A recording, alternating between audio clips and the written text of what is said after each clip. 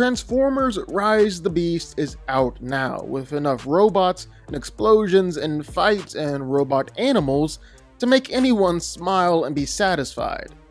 In a day as Optimus Prime and the Autobots stand against any threat to their home, we're going to take a look at this team, Dinobots and Maximals included, and try and find the top 10 most powerful Autobots out there.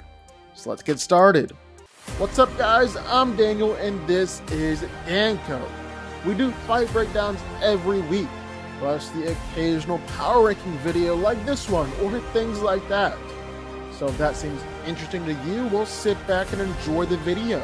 Hit that like button. If you want to, we'll hit the subscribe button while you're at it. Now let's get to it. Slug doesn't like you and he doesn't like your face. Don't bother trying to give him orders unless they involve headbutting an opponent into next week. He's so powerful, he can level anything in his path with a fit of white-hot dino rage. And don't bother trying to make peace with him because he wants a fight and he's gonna start a fight on your face. Scorn is what happens when you combine a destructive war machine with a predator. Nothing less than a destroyer on two legs. He's strong and massive. Not only capable of using his Spinosaurus alternate mode in combat, Scorn is also a demolition specialist and wields the Scrapmaker sword in his robot mode. And his massive size makes him almost impossible to bring down. You'd be forgiven if, upon seeing Strafe appear on the battlefield, you had some sort of embarrassing evacuation of waste. After all, the sight of a gigantic two-headed fire-breathing metal dragon-like pterosaur swooping down on you with lightning speed like some kind of movie monster would shake the toughest fighter. However, Strafe is an interesting contradiction. While a powerful and merciless warrior on the field, off of it, Strafe is one of the most friendly and approachable individuals you'll ever meet. Ironhide is the Autobot's resident weapons specialist and Optimus Prime's old friend. And he's old because he is hard. He's probably had enough replacement parts to build a small army, but Ironhide refuses to roll over and die for anyone. He'll fight to the bitter end and take down more than his fair share of Decepticons in the process. He's a little more trigger happy than his fellow Autobots, as he can be more willing to push the Autobot code to the limits if he thinks it will get the job done faster. He has more guns than a small third world country, and he may or may not have blown up a planet with said guns. Leader of the Maximals, Optimus Primal has been living on Earth disguised as a 13-foot tall mechanical gorilla, so not much of a disguise. Having kept vigil from within the Peruvian jungles for the return of an evil they've been waging eternal war with across many galaxies, he's seen enough tragedy to build a gentle, resolute wisdom. Of course, the best part of wisdom is knowing when to use your giant ape fist to protect the innocent, and of course when to give heroic speeches. Sentinel Prime hails from an older time when Cybertron was the galaxy's crown jewel, and the Transformer race was full of promise and potential. The only known remaining Prime, he personified what a leader should be: wise, compassionate, and a more than worthy warrior. Revered by both Autobots and Decepticons, few would dare stand against his shield and Primamax blade. But when Sentinel was presumably lost forever aboard the Ark, Optimus Prime, his hand-picked successor, was left to fill his void. The loss of Sentinel signaled the end of Cybertron's golden age, and the planet spiraled deeper into war. Some who recall Sentinel's reign bitterly remember when Transformers were masters of their fate, rather than scattered to the stars and living as exiles. Above all though, Sentinel Prime is a staunch patriot. He loves his home planet with all that he is and will do anything, even go to the extremes, to protect it.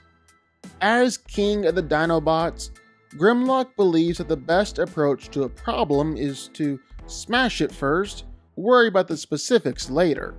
One of the most powerful warriors in the universe, he likes nothing more than showing off his strength, leaving his enemies stomped, chomped, or turned to ash by a blast of his fire breath. This rather rough and tough attitude extends to his Autobot companions, who are expected to meet Grimlock's standard of strength. That said, the Autobots have a lot less to fear from this behemoth than the Decepticons. Bumblebee is one of Optimus Prime's most trusted lieutenants, and although he might not appear to be the strongest or the most powerful of the Autobots, Bumblebee more than makes up for this with a bottomless well of luck, determination, and bravery. He would gladly give his life to protect others and stop the Decepticons. He's one of the best fighters in the entire series, easily able to take down whole swarms of Decepticons or Terrorcons by himself, and is one of the only Transformers with the unique ability to reform himself after an injury. Dragonstorm is a massive three-headed dragon, the mighty combined form of the legendary 12 Guardian Knights who formed to stop Quintessa. It appeared in medieval times to help Merlin wipe out the Saxons and win the war for Camelot, and then in modern day, reformed again in order to help Optimus take down Quintessa and her Infernicons. Speaking of Optimus Prime, of course, he had to be the most powerful Autobot. I mean, he is the leader of the Autobots for a reason. Long ago, he was just the humble leader of Cybertron's science division, which studied the Allspark, and was protected by Lord High Protector Megatron's military. But when Megatron was corrupted by the Fallen, Optimus discovered that he was the last of the dynasty of the Primes, hidden away when the Fallen destroyed their lineage. In response to Megatron's attempts to seize the Allspark and conquer other worlds, Optimus assumed his proper title and rallied the Autobots to stand against the Decepticons. As obsessively as Megatron strives to achieve his objective, Optimus is equally as dedicated to stopping him, even at the cost of his life, his world, and if necessary, his own people.